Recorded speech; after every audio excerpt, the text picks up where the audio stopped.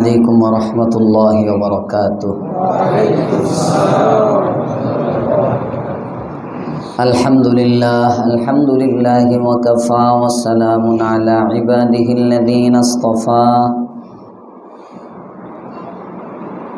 أما بعد فأعوذ بالله من الشيطان الرجيم.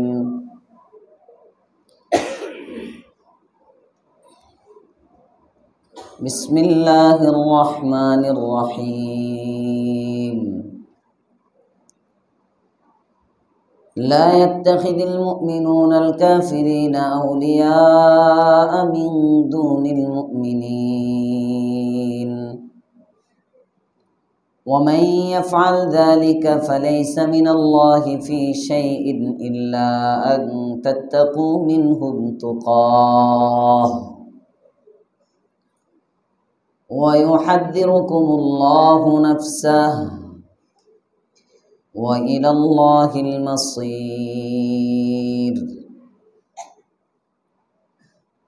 قل إن تخفوا ما في صدوركم أو تبدوه يعلمه الله ويعلم ما في السماوات وما في الأرض والله على كل شيء قدير. يوم تجد كل نفس ما عملت من خير محضرا وما عملت من سوء تود لو أن بينها وبينه أمدا بعيدا ويحذركم الله نفسه والله رؤوف بالعباد. قل إن كنتم تحبون الله فاتبعوني يحببكم الله ويغفر لكم ذنوبكم والله غفور رحيم. صدق الله العظيم. اللهم صل على محمد وعلى آل محمد كما صليت على إبراهيم وعلى آل إبراهيم إنك حميد مجيد. اللهم بارك على محمد وعلى آل محمد كما باركت على إبراهيم وعلى آل إبراهيم إنك حميد مجيد. سبحانك لا علم لنا إلا ما علمتنا إنك أنت العليم الحكيم.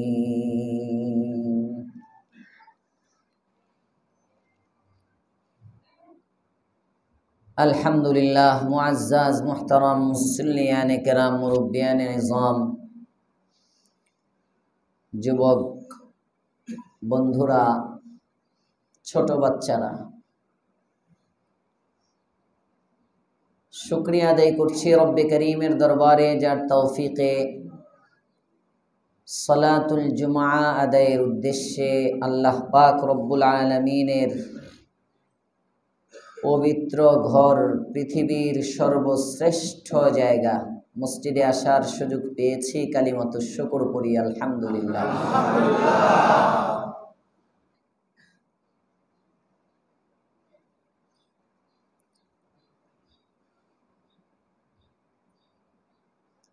কোরআনে কারীমের একটি আয়াত আছে, প্রায় আপনাদেরকে পড়ে শোনাই। ইয়া আইয়ুহাল্লাযীনা আমানু ইযা নুদিয়া লিস-সালাতি মিন ইয়াউমিল জুমআ ফাসআউ ইলা যিকরিল্লাহ ওয়া যারুল বাই'।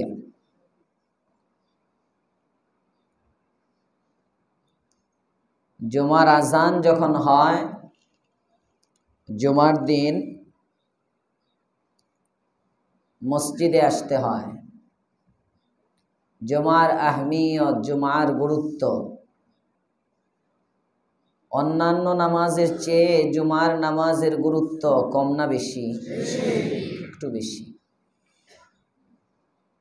স্বাভাবিকভাবে জুমার গুরুত্ব একটু বেশি। এই কারণে জুমা যদি অধিকাংশ মিস হয়ে যায়, 2-3 জুমা মিস হয়,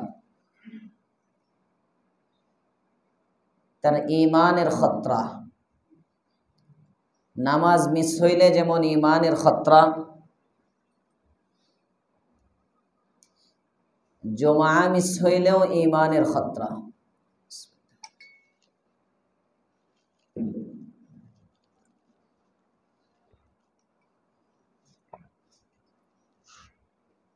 আলহামদুলিল্লাহ। অনেকদিন পরে আজকে আমি আসার পরে নিস্তালার এক কাতার খালি পাইলাম। অনেক দিন পরে, কত বছর পরে আল্লাহ জানে। ঈদের ছুটি ছাড়া এমনি স্বাভাবিক সময়ে এর একটা কারণ হলো দুদিল মোনা কলমাচুর, না পায় শ্মশান না পায় গুড়। একটা প্রবাদ আছে, দুদিল মোনা কলমাচুর, না পায় শ্মশান না পায় গুড়। গুড় মানে ফার্সিতে কবর। দুই দিকে যদি দিল পড়ে থাকে তাহলে এর ভাগ্যে শ্মশানও হয় না, চিতায়ও যাইতে পারে না, আবার কবরও পায় না। আমার গোয়াল টেকের হালত হয়ে যাইতেছে এখন এমন। গত 2-3 জুমা ধরে বৃহস্পতিবার বুধবার ফোন, হুজুর এই জুমা কই পড়াইবেন, এই জুমা কই পড়াইবেন।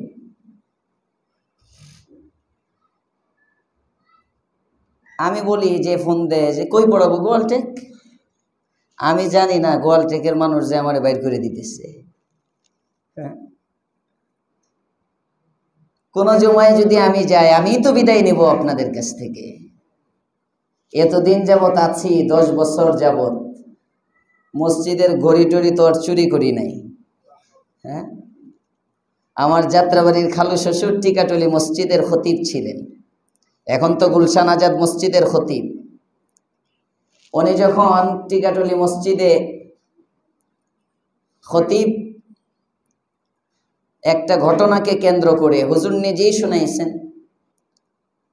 প্রেসিডেন্ট এরশাদ সাহেব ওনার মসজিদে ঢুকতে চেয়েছেন জুমার সময়। সুলতান বাদশাহ, উনি জুমা পড়ানোর সবচেয়ে মুস্তাহিক ব্যক্তি। মুসলমান বাদশাহ হলে বাদশাটা এমন হইতে হয় যার মধ্যে জুমা পড়ানোর যোগ্যতা থাকে।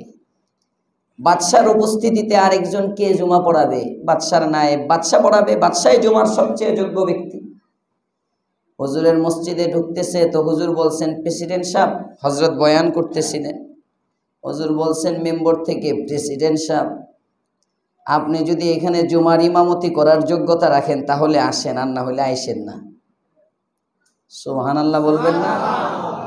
এটা কলিজা, বুকের পাঠা লাগে।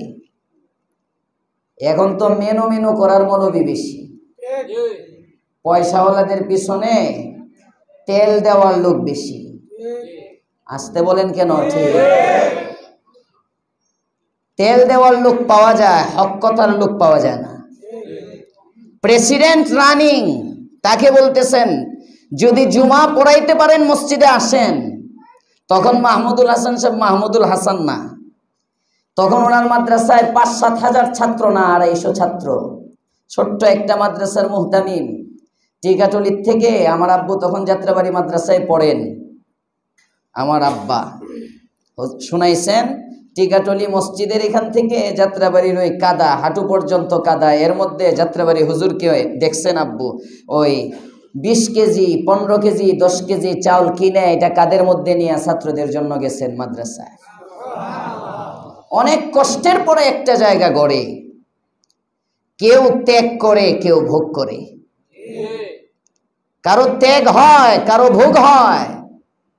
ভোগ তো সবাই করতে চায়, ত্যাগের জন্য প্রস্তুত কয়জন? আল্লাহ আমাদেরকে ত্যাগের তৌফিক দাও, বলেন আমিন। প্রেসিডেন্ট তো আর জুমার জন্য ঢুকতে পারে না, চলে গেছে পার্শ্বে কোন মসজিদে গিয়ে বিরাট একটা অ্যামাউন্ট ওই মসজিদে দান করছে। এই মসজিদওয়ালারা দেখলো যে এই অ্যামাউন্টটা তো হুজুর যদি তেরামি না করতো তাহলে তো আমরার মসজিদে আসতো, কিভাবে হুজুরকে বের করা যায়। শেষে মসজিদের 300 টাকার ঘড়ি নাকি হুজুর চুরি করছে, মসজিদের সামনে টানায়া হুজুরকে ঘড়ি চুরির বাস বের হয়ে গেছেন। কি হয়েছে হুজুরের? আল্লাহু আকবার। তো চুরি টুরি তো করি নাই গোল ঠিকই। হ্যাঁ, আমি যদি যাই কোনো দিন, রিজিক তো উপরওয়ালার ফাইসালা। কথা বলেন না কেন? কে কোন জায়গায় থাকবে না থাকবে এটা জানেন কে? আল্লাহ। আল্লাহ তাআলা জানেন। আমি চলে গেলে তো আমি আপনাদেরকে জানাবো। আপনারা আমাকে এত মোহাব্বত করেন, হুট করে যাওয়ার মানুষ আমি না। হুট করে গেলে কবে যেতাম গা। আমার খালু ওই দিন আমারে বলতেছেন যান যান বড়। পরে আমি বলছি এমনি যদি কোন তাহলে তো বড় হওয়া যাইব না, আরো পড়ে যাবো। হ্যাঁ, দোয়ার সুরে আপোষে, আপোষে মানে মোহাব্বতপূর্ণ। আমি তাফসিরের মধ্যে যে শব্দটা বলছিলাম রেকর্ড আছে হয়তো, যে আমি মোহাব্বতপূর্ণ একটা বিদায় চাই, এটা ছিল আমার ভাষ্য। ভালোবাসা যদি বিদায় দিয়ে দেয় হাসতে হাসতে যে হুজুর ঠিক আছে আপনি থাকতে, যেমন আমরা জুমার দিন আগে আগে চলে আসতাম সুন্নতের ইত্তেবায়ের জন্যে, আপনি 10 বছর পর্যন্ত তো চেষ্টাই করছেন আমাদেরকে রসুলের আশেক বানানোর জন্য। আমি আমার আশেক বানানোর চেষ্টা কাউকে করিনি, ভুলেও আমার মানসা নাই কেউ আমার ভক্ত হোক। আমার ভক্ত হয়ে কি হবে? ওয়াসিতা, আমার উদ্দেশ্য আল্লাহর রসুলের আশেক বানানো। শত শত মানুষ দাঁড়িয়ে রাখছে রসুলের মোহাব্বতে। হ্যাঁ, হয়তো উলামায়ে কেরামের ভালোবাসা, এটাও তো রসুলের ভালোবাসার সবব। আল্লাহ তাআলা উলামাদের আজমত আমাদের দিলে বসায় দেন, বলেন আমিন। গত 2-3 সপ্তাহ ধরে এমন ফোন আসতেছে, তো আমি মনে করলাম আজকে এসে জুমার যে চিত্র দেখলাম, অনেকে চিন্তা করছে হুজুর 2 জুমা যখন লাগাতার এখানে পড়াইছে, এই জুমা মনে হয় এখানে আসতেছে না। এই জুমা 2 জুমা যখন এখানে পড়তো, আমি তো এমন কোনো ঘোষণা আপনাদেরকে করি নাই যে আমি 2 জুমা এখানে পড়াবো আর 2 জুমা অন্য কোথাও পড়াবো। কোনো এলান হয়েছে? বা মসজিদ কমিটির থেকে আপনাদের কাছে কোনো এলান গেছে? তো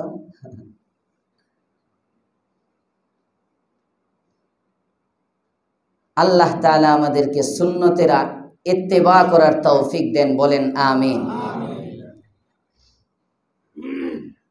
মানুষ থাকতে গেলে, মানুষ চলতে গেলে কত সময় কত কিছু তার সামনে আসে। পৃথিবীতে চলতে গেলে এটা আপনারও, আপনি এক জায়গায় চাকরি করতেছেন, কর্ম করতেছেন, আরেক জায়গা থেকে আরেকটা অফার আসতে পারে, স্বাভাবিক, এটা পৃথিবীর নিজাম। এমন হয়। আল্লাহর রাসূল সাল্লাল্লাহু আলাইহি ওয়াসাল্লাম মক্কায় আছেন, মদিনাওয়ালারা এসে নবীকে অফার করছে আপনাকে এত কষ্ট দেয়, আপনি চলে আসেন। সুবহানাল্লাহ। রাসূলের যখন অফার আসছে, আসতেই পারে, আসতেই পারে। আমি তো আপনাদের এখানে বাচ্চা অবস্থায় খতিব, আপনারা কি বিরক্ত হইতেছেন? বাচ্চা অবস্থায় 21 বছর বয়স যখন আমার, ওই দিন আব্বু কথা প্রসঙ্গে বলতেছেন যে 24 বছর বয়সে আমি খতিব হয়েছি মুফতি সাহেবের আগে। আমি বললাম এখনের বয়স হিসাবে আমার আগে, বাকি কার্যত আমার পরে, কারণ আমি 21 বছর বয়সে খতিব। 3 বছর বয়স তোমার চেয়ে আগে আসছি। বাপে খতিব হয়েছে 24 বছর বয়সে, আমি খতিব হয়েছি 21 বছর বয়সে। আমি যখন এখানে খতিব, ছাত্র জামানা, এই লোকটা এখনই আইছে মসজিদের মধ্যে। হ্যাঁ, এই হারুন সাহেব, আপনার আমাদের এই মসজিদের কমিটির সদস্য। টুঙ্গি ওই কোনো রকম শখে শখে শখে শখে, আমি গোয়ালটেকের খতিব হয়েছি কিন্তু পুরা শখে। ওই সময় খেতাবতের যে একটা ওয়েট, এটা আমার মধ্যে আসেনি। আব্বু আমারে বলতেছে কি খতিব হইবা? আমি বলছি হ্যাঁ। খেলতে খেলতে খেলতে খেলতে খতিব হয়ে গেছি। দেখতে দেখতে 10টা বছর চলে গেছে। হায় হায় হায়, সময় কোন দিক দিয়ে যায়। তখন তো ছাত্র, দেওবন্দ থেকে যখন আসছি কাসেমি হয়ে আইসি। দেওবন্দ গেলেই তো কাসেমি লাগায়, আমি যদিও লাগাই নাই। দেওবন্দে পড়লে ওই যে শেষে দেখেন না কাসেমি, যত কাসেমি, কাসেমি মানে হলো দারুল উলুম দেওবন্দে পড়ে। কাসেমির একটা মানুষ বুঝে দেওবন্দের ছাত্র। আমার উস্তাদ মুহতারাম হযরত মুফতি সাঈদ আহমদ পালনপুরি সাহেব বলছিলেন যে যারা দেওবন্দে পড়ে কাসেমি লাগায় এটা ঠিক না। কারণ নিসবতের জন্য একটা সামঞ্জস্য লাগে, সামঞ্জস্য সব জিনিসের। সিলেটি, আপনার বাড়ি হইল কুমিল্লা, আপনি লাগাইলেন সিলেটি, মিলবে? নিসবত, এটার জন্য একটা সামঞ্জস্য লাগে। যেমন আমি ইউসুফি আমার নামে লাগাইছি, আমার আব্বার নাম ইউসুফ, আমার শেখ মুর্শেদ ওনার নামও ইউসুফ, এই দুই নিসবতে আমি ইউসুফি লাগাইছি, একটা মিল। হযরত কারি তৈয়ব সাহেব রহমাতুল্লাহ আলাইহি উনি সর্বপ্রথম কাসেমি শব্দ ওনার নামে লাগাইছিলেন। কেন? কারি তৈয়ব সাহেব রহমাতুল্লাহ আলাইহি ছিলেন হুজ্জাতুল ইসলাম কাসেম নানুতুবি আলাইহির রহমান নাতি। ওই দাদার দিকে সম্বন্ধ করে উনি কাসেমি লাগাইছেন। নয়তো দেওবন্দ মাদ্রাসার নামের সাথেও কাসেম শব্দ নাই, দেওবন্দ এলাকার সাথেও কাসেম শব্দ নাই, কোথাও কাসেম নাই। তো ওই যে হুজ্জাতুল ইসলাম কাসেম নানুতুবি রহমাতুল্লাহ আলাইহির নাতি কারি তৈয়ব সাহেব রহমাতুল্লাহ আলাইহি, উনি দাদার দিকে সম্বন্ধ করে লাগাইছেন বরকতান।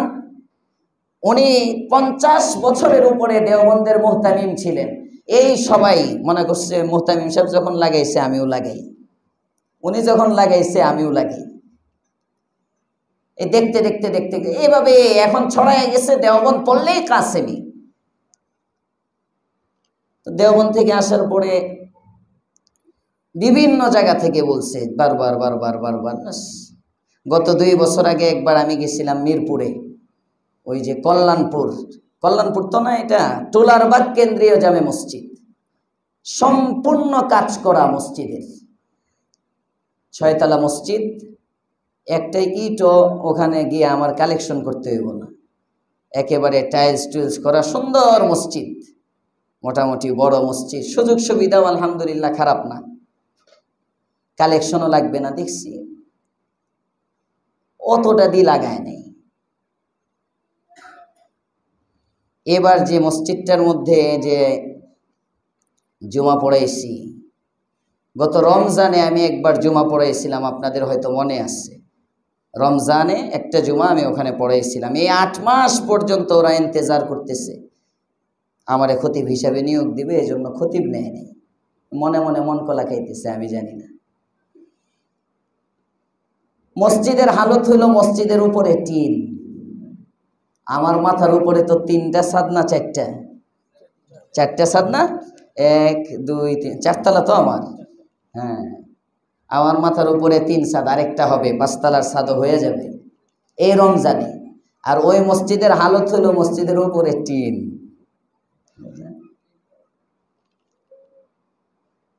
বাকি আমি কিছু কাজ করতে চাই, তো আমার স্বপ্ন যেটা, কাজের মানুষ, বেকার থাকতে ভাল লাগে না। কাজ করে যাদের অভ্যাস, এরা বেকার। আমি চিন্তা করলাম গোয়ালটেক তো মোটামুটি গুছিয়ে গেছে, অনেকটা গোছানো। 5 তলার ছাদটা যদি বাজান দিয়ে দেয় মসজিদের প্রধান উপদেষ্টা আব্দুল্লাহ, বাস মসজিদের কাজ শেষ। 10 বছর যাবত একটা স্বপ্ন লালন করছি যে গোয়ালটেকে একটা মাদ্রাসা হবে, এটা আমার স্বপ্ন। এখনো আশা ছাড়ি নাই, মাদ্রাসা ইনশাল্লাহ হবে। হ্যাঁ, আমি হইব ইনশাল্লাহ। শুনে হবে, আপনাদের আমিন কোনোটা তো ফিরায় নাই আল্লাহ তাআলা, হবে মাদ্রাসা। আশপাশে অনেকগুলো মাদ্রাসা আছে, আমি বললে মাদ্রাসা এখানে সবাই, এখানে যে তৈয়ব ভাইয়ের মাদ্রাসা এই জায়গায়, উনি আমার খাস মানুষ, আমার মহাব্বতের মানুষ। আমার মাদ্রাসার মধ্যে উনি মাদ্রাসা এনে চালায়, কিন্তু আমাদের মাদ্রাসায় ইয়াকুবিয়াকে ওনার নিজের প্রতিষ্ঠান মনে করে উনি দান করে। মহিউদ্দিন ভাই এখানে একটা মাদ্রাসা আছে, আরেকটা এ তো আমার মাদ্রাসার 32 সদস্য, 500 টাকা করে আমার মাদ্রাসায় প্রতি মাসে দেয়। এই লোকগুলো আমার দূরের না। আমি যে জিনিসটা বুঝাইতে চাই, এটা আমার দায়িত্ব, আমার অবস্থান থেকে। এলাকাটা এটা কেমন যেন আমার এলাকা, আমি মসজিদের খতিব হিসাবে এই এলাকার উন্নয়নের ফিকির যেমন রাজনীতিবিদরা করবে, এলাকার জনপ্রতিনিধিরা করবে, এই এলাকার দ্বীনি ফিকির করা এটা খতিব হিসাবে আমার দায়িত্ব। কিভাবে এলাকার দ্বীনি উন্নয়ন হবে, এখানে মাদ্রাসা, এখানে মাদ্রাসা, এখানে মাদ্রাসা, এইভাবে এই এরিয়াটার মধ্যে 8-9টা মাদ্রাসা আছে না, হইব না 8-9টা। এদিকে ওই 8 নম্বর ইমাম সাহেবের একটা, পরে মাদ্রাসাতুল বাশির একটা, মাদ্রাসাতুল বেহুদা না হুদা, হ্যাঁ এনে একটা আছে, রেল লাইনের মোড়ে আরিফ ভাইয়ের দোকানের এনে একটা মাদ্রাসাতুল হুদা, হ্যাঁ আবু হুরাইরা একটা, লিটন সাহেবের বাসায় আরেকটা হয়েছে, এটা তো জানতাম না, লিটন সাহেবের বাসায় আরেকটা হয়েছে। এরপরে এদিক দিয়ে মিষ্টির দোকানের এখানে একটা কি যেন একজন একটা মাদ্রাসা করার কথা আমাকে গত বছর ফোন দিয়েছিল, আজমপুরের খতিব সাহেব, ব্রাহ্মণবাড়িয়া বাড়ি, মুরব্বী খতিব আছে, নাম ভুলে গেছে, শওকত সাহেব, শওকত কাসেমি সাহেব আমাকে ফোন দিয়েছিল, হুজুর উদ্বোধন হবে আপনার এলাকায়, আপনি আইসেন। গত 1-1.5 বছর 2 বছর আগে, ওইটা নাই, এখন চালু হয়ে বন্ধ হয়ে গেছে। আচ্ছা আচ্ছা, এইভাবে বহু মাদ্রাসা এদিক দিয়ে আছে। ইনসাফের সাথে আপনি চিন্তা করেন, এই মাদ্রাসাগুলোর দ্বারা এলাকার লাভ কি, এলাকার কি লাভ? বাচ্চারা পড়তেছে, লাভ। কথার কথা, এই মাদ্রাসাগুলো যারা করছে এক একজনের বাড়ি এক এক জায়গায়, এগুলো ভাড়া বাড়িতে মাদ্রাসা, একটা মাদ্রাসা নিজস্ব জায়গায় নেই। আশপাশে প্রাইভেট যত মাদ্রাসা বাংলাদেশে হয়, এই প্রাইভেট মাদ্রাসাগুলো বাহির থেকে এসে কেউ করে, এই এলাকায় জনবসতি বেশি, মানুষের চাহিদা আছে, তো আমরা একটা মাদ্রাসা করি, ভালো করে বুঝেন। আর একটা হলো মসজিদের খতিব সাহেব, তার ফেস ভ্যালু আছে, আমার মুসল্লিরা তো আমার খুব ভক্ত, আমার একটা মাহওয়াল তৈরি হয়েছে, একটা মাদ্রাসা করি, চলবে। মসজিদের ইমাম সাহেব, আশপাশে যখন এতগুলো মাদ্রাসা আছে চলতেছে, আমি একটা করি, অন্তত আমার মুসল্লিরা ওদিকে না দিয়ে ছাত্রগুলো তো আমার কাছে দিবে। বুঝতেছেন কথা? এই যে এই নিয়তে, এই কেন্দ্রিক এই প্রাইভেট মাদ্রাসাগুলো হয়, এলাকার উপকারিতা কি?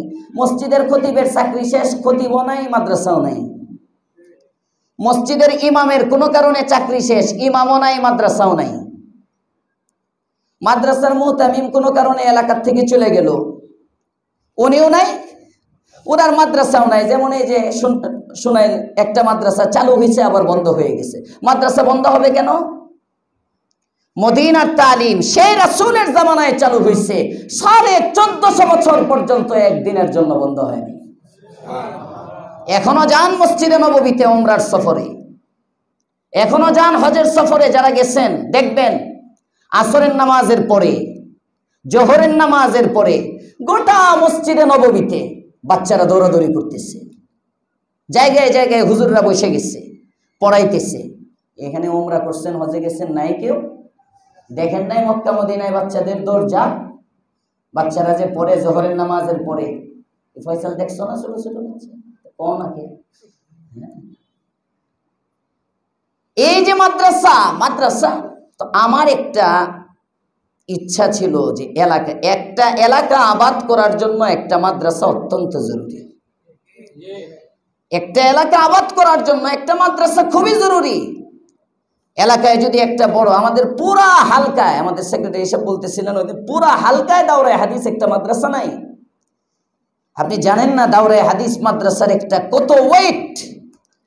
কোন এলাকায় যদি একটা দাওরায়ে হাদিস পর্যন্ত মাদ্রাসা হয়, এখানে বুখারী, মুসলিম, তিরমিজি, আবু দাউদ, নাসাই, ইবনে মাজাহ হাদিসের কিতাবগুলো হওয়া মানে শাহ আনোয়ার শাহ কাশ্মীরি আলাইহির রহমা লেখেন, যেখানে দাওরায়ে হাদিসের ছেলেরা হাদিসের কিতাবের ক্লাস হয়, ওখান থেকে মদিনাতুর রাসূল সাল্লাল্লাহু আলাইহি ওয়াসাল্লাম পর্যন্ত, মসজিদে নববী পর্যন্ত সরাসরি একটা লাইন হয়। সুবহানাল্লাহ। বসে পড়ে, বসে, সরাসরি একটা লাইন মসজিদে নববী পর্যন্ত জিন্দা নবীর হাদিস পড়া হয়, যেখানে সরাসরি একটা লাইন মদিনাতুর রাসূল সাল্লাল্লাহু আলাইহি ওয়াসাল্লামের সাথে হয়। ওই এলাকার মধ্যে কেমন বরকত হয় চিন্তা করেন। বিদআত, খুরাফাত, সমাজের অনেক অনৈতিক কাজ মাদ্রাসাকে কেন্দ্র করে বন্ধ থাকে। প্রতিদিন আসরের নামাজের পরে 10টা ছাত্র, বড় বড় 10টা ছাত্র যদি এক এক গলিকে টার্গেট করে, কেউ এই গলি, কেউ এই গলি, কেউ এই গলি, কেউ এই গলি, দৈনিক মাত্র 5 মিনিট আসরের নামাজের পরে 10 জন ছাত্র বের হবে, সে 10টা দোকানে যাবে নামাজের দাওয়াত নিয়ে, কালেকশনের জন্য না। এখন আমরা যাই আওয়ামের দুয়ারে শুধু পয়সা চাওয়ার জন্য। লজ্জা আমাদের জন্য, পয়সা চাওয়ার জন্য আর দাওয়াত খাওয়ার জন্য মৌলবীরা যায়। আসতে কইেন ঠিক।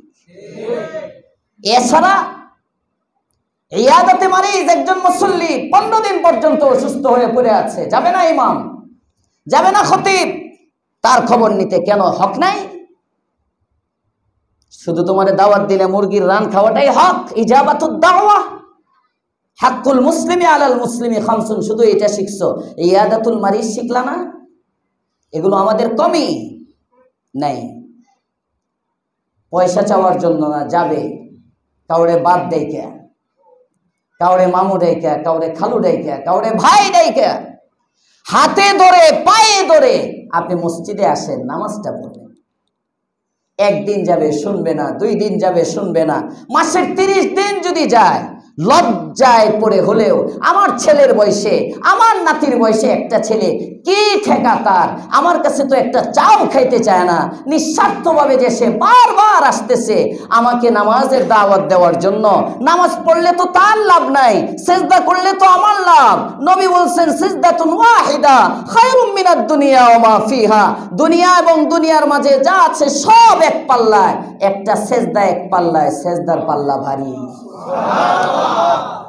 এই ছেলেটা আমাকে জান্নাতি বানানোর জন্য এত, একদিন কেঁদে দিবে, একদিন চোখের পানি জড়াবে। নামাজের সংখ্যা বাড়বে না কমবে? আরো আসতে বলেন।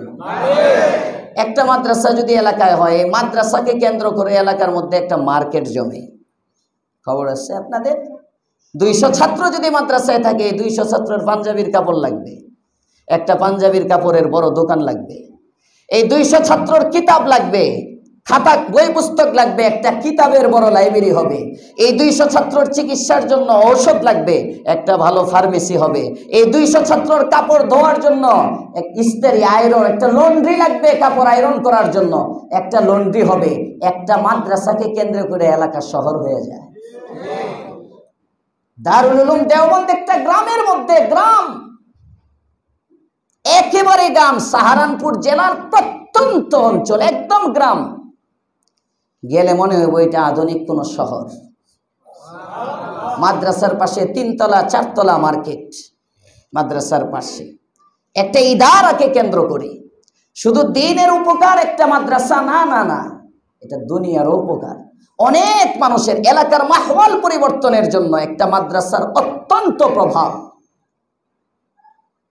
আমি অনেক সময় বলি, বলাতে হয়তো কেউ কেউ কষ্ট পাইতে পারে, হুজুর মনে হয় এই মাদ্রাসারে খুঁচা মারলো। না না, আমি বুঝাইতে চাচ্ছি যে বিষয়টা, এতগুলো মাদ্রাসা গোয়ালটেকের মধ্যে আছে। গোয়ালটেকের কি? গোয়ালটেকের কিছুই না, এটা সব মাদ্রাসাওয়ালাদের। তার ব্যক্তিগত বিষয় এটা। দ্বীনের খেদমত হচ্ছে, তার রিজিকের ব্যবস্থাও হচ্ছে, জায়েজ আছে না জায়েজ না। কোরআন পড়ায় পয়সা নেওয়া জায়েজ আছে না জায়েজ না, বাস নিতেছে, এটা তো তার। কিন্তু আপনার এই লোকটা এখন চলে গেল, আপনার এলাকায় কি রেখে গেল, আপনাকে কি দিয়ে গেল? এই জন্য সবার অত্র এলাকার যারা বিশেষ করে স্থায়ী বাসিন্দা, আমার অনুরোধ থাকবে আপনারা ফিকির করেন, এটা আমার মাদ্রাসা না, খতিবের মাদ্রাসা না, আমার না, আমার মাদ্রাসা তো আপনাদের মাদ্রাসা। আমি যেখানে আছি, বোট বাজারে একটা জায়গা হয়েছে, চন্ডালভোগে এক জায়গায় মাদ্রাসা হয়েছে।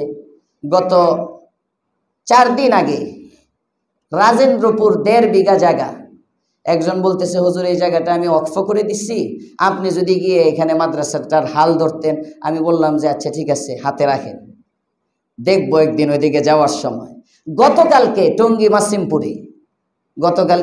মাসিমপুর ওখানে একজনে একটা ফ্ল্যাট, মাদ্রাসা গাফুরিয়া মাদ্রাসার পাশে মাসিমপুরে, ওই জায়গায় একটা জায়গা 5 কাঠা জায়গার উপরে বাড়ি, নিচে। উনি 2 দিন 3 দিন ফোন দিচ্ছেন আমাকে, আমারই এক মুসল্লির মাধ্যমে, ওখানে তার আত্মীয় আছে। 2-3 দিন যে একটা মাদ্রাসা করবে, আপনি আইসা জায়গাটা দেখেন, এটা ওনারা মাদ্রাসার জন্য দিয়ে দিবে, বিদ্যুৎ বিল কারণে কোনো ভাড়া টাড়া না, একদম মাদ্রাসার জন্য স্বপ্ন একটা মাদ্রাসা করবে।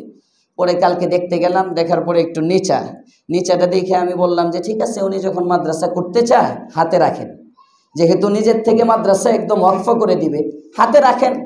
আমি ফিকির করি, চিন্তা করি কাকে বসানো যায়, ভালো একজন লোক দেখি যোগ্য।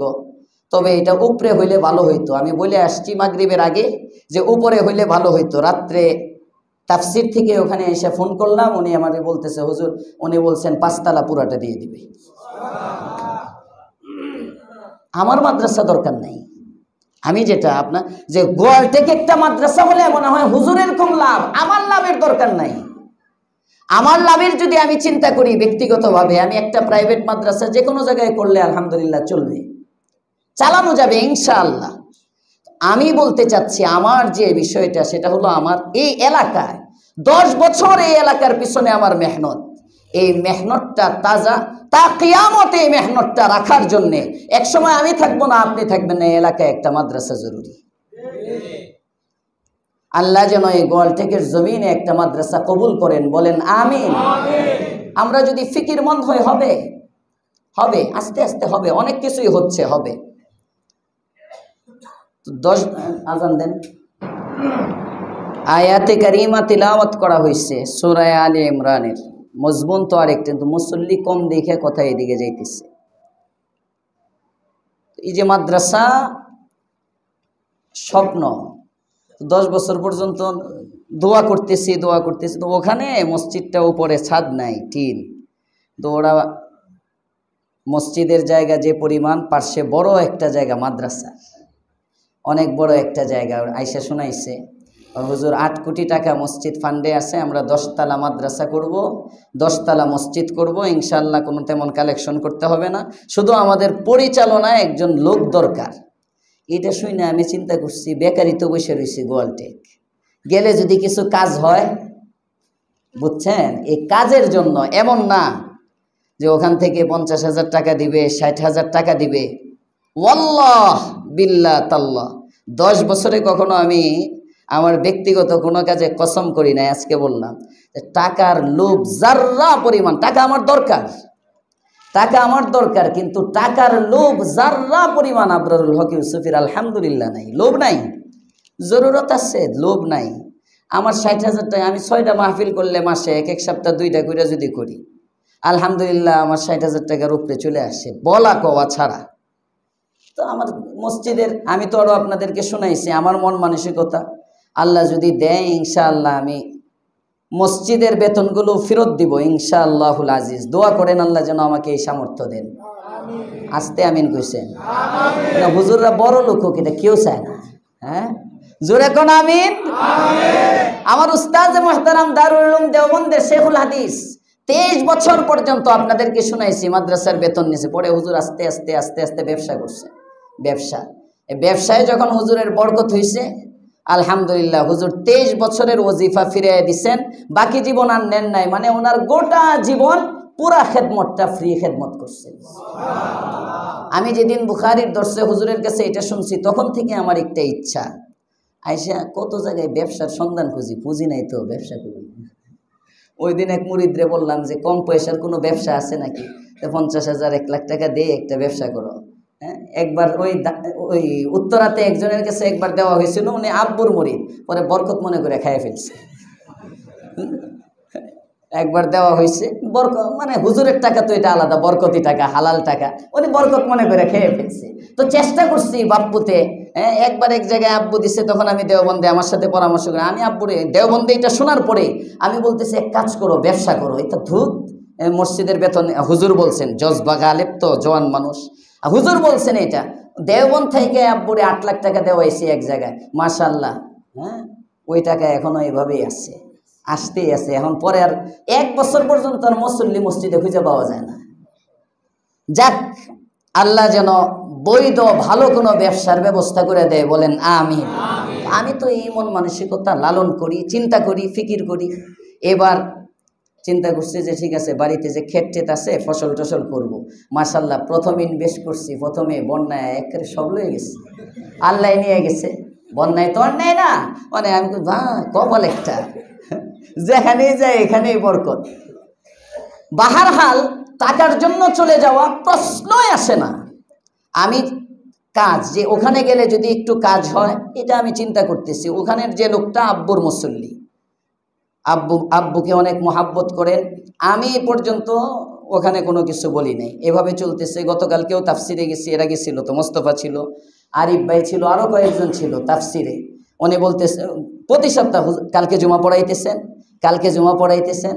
মাসুদ সরকার সাহেব বলতেছে আরেকজন, আরে খারো, এক জায়গায় আসে তো, এই 1-1.5 মাসের মধ্যে সব ঠিক হয়ে যাইব, পরে এখানে রেগুলার হয়ে যাইব, মানে ফতোয়া দিয়ে দিচ্ছে, পরে এনে রেগুলার। আমি আজ পর্যন্ত যে আমি 1.5 মাস পরে আসতেছি, 2 মাস পরে আসতেছি, কিছুই বলি নাই কখনো। কারণ আমি চিন্তা করতেছি, দুদিল মনা কলমাচুর, কথা বলেন না কেন, ওয়াজ তো এটাই। আজকে বসার পরে বলছিলাম, দুদিল মনা কলমাচুর, না পায় শ্মশান না পায় গুড়। 2 জুমা এখানে, 2 জুমা এখানে, কাম হইতো না। কাজ করতে হইলে 4 জুমার জন্য যাইতে হবে, আর 4 জুমার জন্য যদি না যাওয়া যায়, তাহলে 4 জুমার জন্য থাকতে হবে। আসতে আমি কি কই বুঝেন? কাজ তো এই যে আজকে আসলাম, আমি 10 বছরের মধ্যে দেখি নাই আমি মসজিদে আসার পরে নিচতলার 1.5 কাতার খালি। ওই দিন এটা, এই যে আজকে দেখলাম, হয়তো 2 সপ্তাহ হয়েছে, কোনো না কোনো ওই যে একটু গুঞ্জন শুনে, এমন একটা আলোচনা, হ্যাঁ, ওখান থেকে এরকম হয়তো কোনো একটা, আর না হলে আমাকে ফোন দেবে, কেন হুজুর আপনি জুমা পড়াবেন, 20-30 জন 40 জন ফোন, হুজুর আপনি জুমা কালকে কোথায় পড়াবেন, কালকে কোথায় পড়াবেন। আমি তো না করি নাই যে গোয়াল থেকে আসবো না। এই যে একটা ছত্রভঙ্গ, 2 জুমা হইলে এই ছত্রভঙ্গ হয়, এটা শান হয়, আমার শান বাড়বে। হুজুর 2 জায়গার ক্ষতি, টাকাও বাড়বে। গোয়াল টেক তো যেটা দেয়, এটা আর কমাইতে পারতো না, কমাইবো কেমনে? সৌজন্য আছে না একটা, অন্তত চোট লজ্জায় তো আর কমাইতে পারবে না। হ্যাঁ, এটা এনেই থাকবো, আর ওদিক দিয়ে গেলে আরো বাড়বে, ইনকাম বাড়বে, শান বাড়বে। আমি 2 মসজিদের ক্ষতি, খেদমত হবে না, খেদমত কাজ হবে না। এই জন্য আপনাদেরকে আমি পায়ে ধরে বলি, যেমনি ভাবে আপনারা এতদিন পর্যন্ত মসজিদে আগ্রহের সাথে জুমায় আগে আগে আসছেন, এমনি আসবেন ইনশাআল্লাহ। সামনের জুমায় দেখবো ইনশাআল্লাহ, আগে আগে চলে আসবেন। ওই দিন মাগরিবের নামাজ পড়ছি মসজিদে, মাঝে সোমবার দিন মাগরিবের নামাজ পড়ছি, 4 কাতার মুসল্লি নিচতলায়। নামাজের পরে আমি ইমাম সাহেবকে বলছি, মুসল্লি এত কম কেন? মাগরিবের নামাজে তো ঢাকা শহরে সবচেয়ে বেশি মুসল্লি হয়। পরে বলতেছে, হুজুর রাস্তাঘাট ভাঙা, এই সেই ইত্যাদির কারণে মানুষ একটু কম হয়। ওই দিন আমি যেদিন আসছি, এখন না, নামাজ রাস্তা ভাঙা থাক, রাস্তা ভাঙা থাকলে কি জামাত মাফ নাকি? কথা বলেন না কেন? রাস্তা যদি আপনার অফিস ঠেকাইতে না পারে, রাস্তা যদি আপনার ব্যবসা ঠেকাইতে না পারে, রাস্তার কাজ হচ্ছে এজন্য কয়দিন অফিস কাজা করছেন, রাস্তার কাজ হচ্ছে দেখে কয়দিন আপনার দোকান বন্ধ রেখেছেন, দোকানে যাব না, রাস্তা কাজ হচ্ছে, চাকরিতে যাব না, রাস্তা কাজ হচ্ছে। দুনিয়ার সব এই ভাঙা রাস্তার উপর দিয়ে হয়, আখিরাত কেন ভাঙা রাস্তার উপর দিয়ে হবে না? কথা বলেন না কেন? আমাদের ওই সমাজ নাই, ওই বুঝ নাই। আল্লাহর রাসূল সাল্লাল্লাহু আলাইহি ওয়াসাল্লাম পা ছেঁচড়ায় মসজিদে নামাজ পড়তে গেছেন। ইমাম বুখারী আলাইহির রাহমা এই হাদিসটা বুখারীতে অনেক জায়গায় আনছেন, তার মধ্যে একটা শিরোনাম আনছেন। শিরোনামের অর্থ হলো কি পরিমাণ ওজরের কারণে জামাত তরক করা যায়, কি পরিমাণ অসুস্থ হলে জামাতে অনুপস্থিত থাকা যায়, কোন ওজরের কারণে জামাত বাদ দেওয়া যায়। এই শিরোনাম এনে এই হাদিসটা আনছেন, যে হাদিসে হযরতে আম্মা জান আয়েশা বলেন আল্লাহর রাসূল সাল্লাল্লাহু আলাইহি ওয়াসাল্লাম অসুস্থ, হঠাৎ করে শরীরের মধ্যে একটু খিফত স্বস্তি পাইছেন। স্বস্তিটা কোন পর্যায়ের? একা একা নবী দাঁড়াইতে পারতেছেন না, দুইজনকে ভর করে দাঁড়াইতে পারতেছেন। এক পাশে হযরতে আলী রাদিয়াল্লাহু তাআলা আনহু, আরেক পাশে হযরতে আব্বাস রাদিয়াল্লাহু তাআলা আন, এই দুইজনের কাঁধে ভর করছেন, আল্লাহর রাসূল চলতেছেন। আম্মা জান আয়েশা বলেন আমি দেখি দু জাহানের সর্দার যখন হাঁটতেছে নবীর পাটা উঁচা করতে পারতেছে না, পা মাটির সাথে ছেঁচড়ে লেগে লেগে লেগে লেগে যাচ্ছে, মাটিতে কেমন যেন দাগ হয়ে যাইতেছে পায়ে। এভাবে পা টেনে টেনে আল্লাহর পয়গম্বর মসজিদে নববীর মধ্যে গেলেন, হুজরা মুবারক থেকে বের হইলেন। আবু বকর সিদ্দিক ইমামতির মুসল্লায় দাঁড়ানো, ইমামুল মুরসালিনকে পয়গম্বরকে আসতে দেখে আবু বকর পিছু হটতে চাইলেন। নবীজি ইশারা করলেন থাকো জায়গায়। আবু বকরের পাশে এসে আল্লাহর রাসূল বৈশা নামাজ পড়ছেন, সব দাঁড়ায় নামাজ পড়তেছে। ইমাম বুখারী আলাইহির রাহমা শিরোনামের মধ্যে এই হাদিসটা আনছেন। এনে কি সবক দিছেন? সবক দিলেন যে দেখো, যদি পা ছেঁচড়েও দুইজনের কাঁধে বর করেও যদি তুমি মসজিদে জামাতে অংশগ্রহণ করার ক্ষমতা রাখো, ঘরের মধ্যে তোমার জন্য নামাজ জায়েজ নাই, তোমার জন্য ঘরে নামাজ। এই সবক দেওয়ার জন্য শিরোনামে এই হাদিস আনছেন। আর না হলে কি পরিমাণ অসুস্থ হলে নামাজের জামাত ছাড়া যাবে, এই হেডিং দিয়ে এই হাদিস আনলেন কেন? এই হাদিসে না বুঝাইলেন নামাজের জামাতের গুরুত্ব, নামাজের গুরুত্ব না, জামাতের গুরুত্ব। জামাত আমাদের তো এখন নামাজের গুরুত্বই নেই, জামাত তো বহুত দূর কি বাত। নামাজ আমার, জামাত আমার। জামাতে নামাজ পড়েন, জামাতে নামাজ পড়লে কমাস কম এতটুক তো হবে, আপনার নামাজটা বিশুদ্ধ হয়ে যাবে।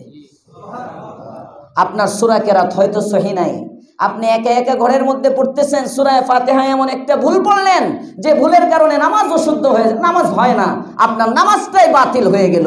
ইমামের পিছনে আপনি যখন দাঁড়ায় থাকলেন, আপনার সূরা নাই, কেরাত নাই, ইমামই সব করবে, আপনি পিছনে শুধু ইমামকে ফলো করবেন, কমাস কম এতটুক তো হবে, আপনার নামাজটা সহি হয়ে যাবে।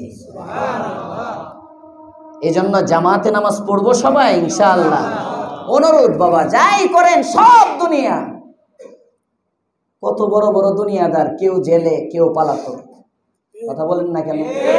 শামীম ওসমান সাহেবের বিশাল বাড়ি নারায়ণগঞ্জের ওইদিকে গেলাম, এক জায়গায় দেখলাম বিশাল বাড়ি ভাঙ্গিয়া চুইরা তছনছ। ময়মনসিংহের দিকে মাহফিলে যাওয়ার সময় দেখা যায় মেয়র জাহাঙ্গীর সাহেবের বাড়ি, ওই যে আমাদের ডেগের চালার সামনে রাস্তার উপরে পুরায়া শেষ। জায়গায় জায়গায় রাস্তার পাশে কত নেতার বাড়ি নজরে পড়ে। ওদিন টঙ্গী পৌরসভায় মাগরিব পড়লাম মাহফিলে যাওয়ার সময়, পৌরসভার ভিতরে দেখলাম কত দামি দামি গাড়ি, একদম পুরা এখানে লোয়াডি রয়েছে। এ তো দুনিয়া, আজ আছে কাল নাই। এই দুনিয়ার জন্য সব সময় যদি ফিকির করেন, আপনি তো দুনিয়ার জন্য না, দুনিয়া আপনার জন্য। আল্লাহর পয়গম্বর, আপনি আমার নবী, দু জাহানের সরদার, রাহমাতুল লিল আলামিন বলেন আদ-দুনিয়া খুলিকাত লাকুম, গোটা দুনিয়াটাকে উম্মত তোমার জন্য সৃষ্টি করা হয়েছে। ওয়া ইন্নামা খুলিকতুম লিল আখিরাহ, আকাশের সূর্য তোমার গোলামির জন্য, আকাশের চাঁদ তোমার গোলামির জন্য, গ্রহ নক্ষত্র সব আল্লাহ তাআলা তোমার গোলামির জন্য, নদী নালা খাল বিল সব কিছু তোমার গোলামির জন্য বানাইলেন। ওয়া ইন্নামা খুলিকতুম লিল আখিরাহ, আর তোমাকে আল্লাহ তাআলা আখিরাতের প্রস্তুতির জন্য বানাইলেন। দুনিয়া তোমার জন্য আর তুমি আখিরাতের জন্য, আমি আপনি আখিরাতের জন্য। আমার এই জীবনটা দিয়েছেন কাটানোর জন্য না, বানানোর জন্য। বানানোর জন্য জীবন তো কুত্তাও কাটায়, শুয়োরও কাটায়, বিড়ালও কাটায়, চতুষ্পদ জন্তু জীবন কাটায়, আসে আর যায়, মরে, রাস্তায় পড়ে থাকে, কোনো খবর নাই।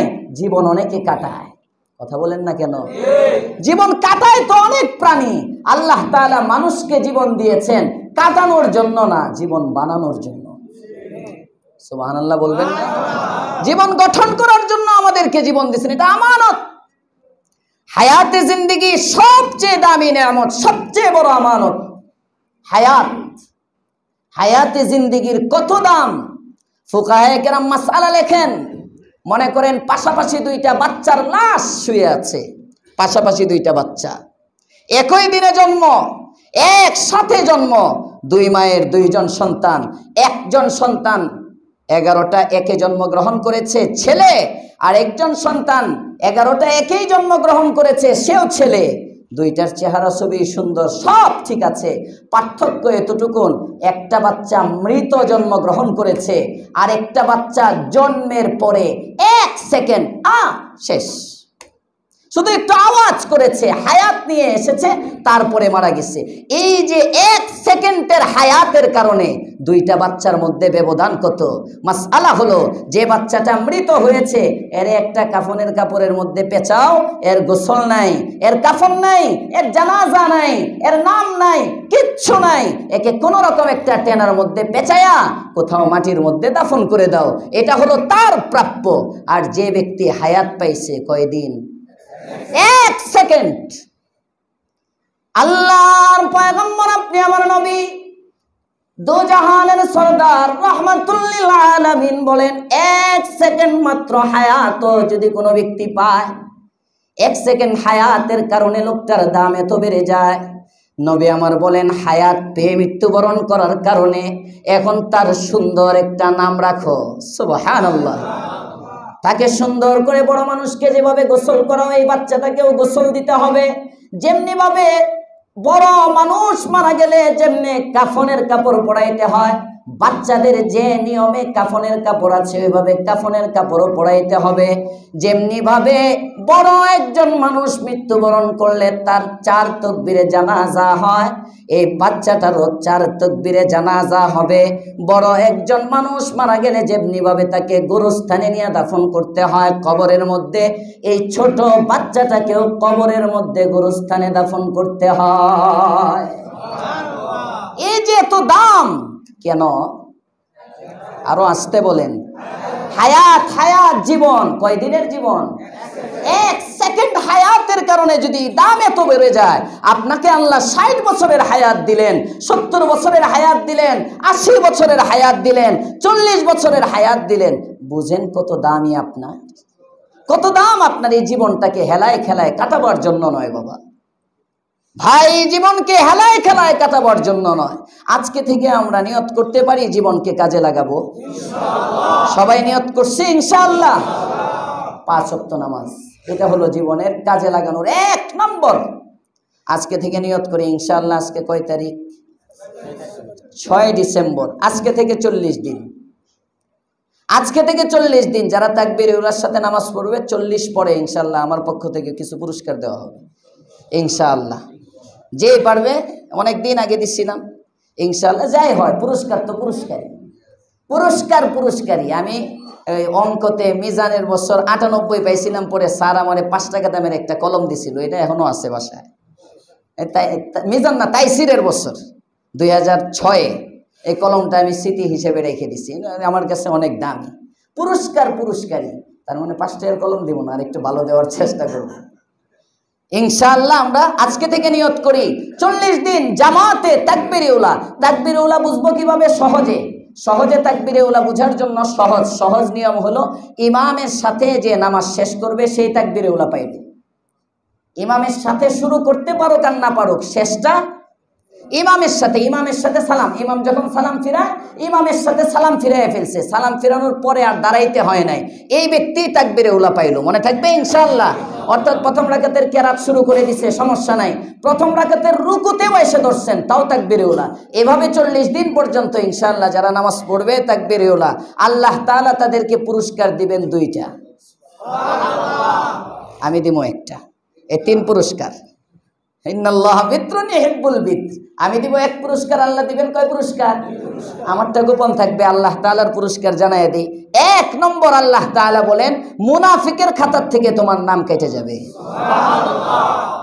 নাম্বার 2, জাহান্নামের খাতা থেকে তোমার নামটা মুছে দেওয়া হবে। সুবহানাল্লাহ। পারবো ইনশাআল্লাহ, নিয়ত করছি সবাই। 5 ওয়াক্ত এই মসজিদেই পড়তে হবে জরুরি না।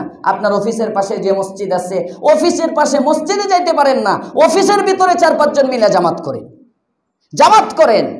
জামাতের 27 গুণ সওয়াব। এটা শুধু মসজিদেই পড়তে হবে জরুরি না।